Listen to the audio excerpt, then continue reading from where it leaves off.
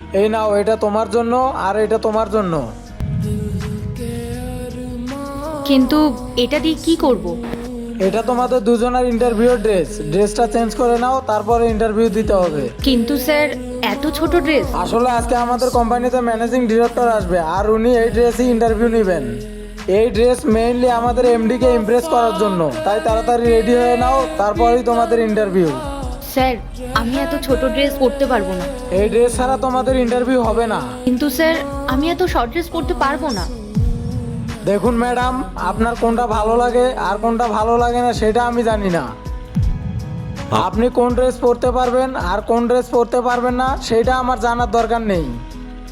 আমি শুধু এইটুকুই জানি, এখানে ইন্টারভিউ দেওয়ার জন্য এই ড্রেসই পরতে হবে। আর হ্যাঁ, আপনি এখানে জবের জন্য এসেছেন, তো আপনি জব তখনই পাবেন যখন আপনি ইন্টারভিউ দিবেন, আর আপনি ইন্টারভিউ তখনই দিবেন যখন এই ড্রেসটা পরবেন। If you not comfortable in this dress you may leave now. Interview দিতে চাইলে আমি যে ড্রেসটা বললাম সেটা পরে নাও। আমি চললাম। যাই, আমি চেঞ্জ করে আসি। আরে, কোথায় যাচ্ছ তুমি?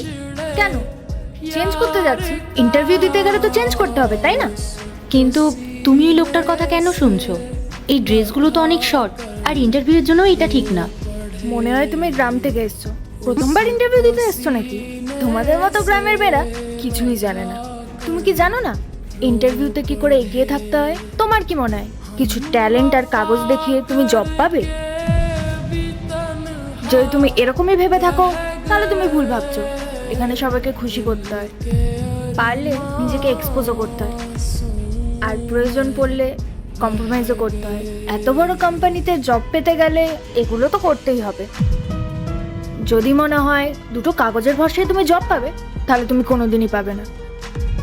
এরপর কি হলো সেটা দেখার আগে তুমি যদি ছবি দুইটাকে ভালোবাসো তাহলে ভিডিওতে লাইক করে চ্যানেলটি সাবস্ক্রাইব করো আর কমেন্টে লিখো আমিন।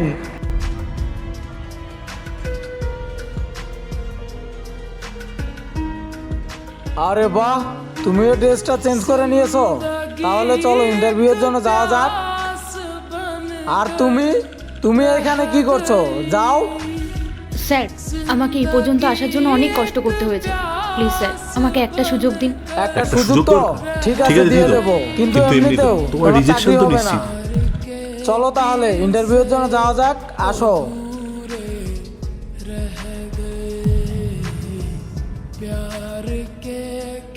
ইন্টারভিউ শুরু করার আগে আমি তোমাদের দুজনকে একটা প্রশ্ন করতে চাই।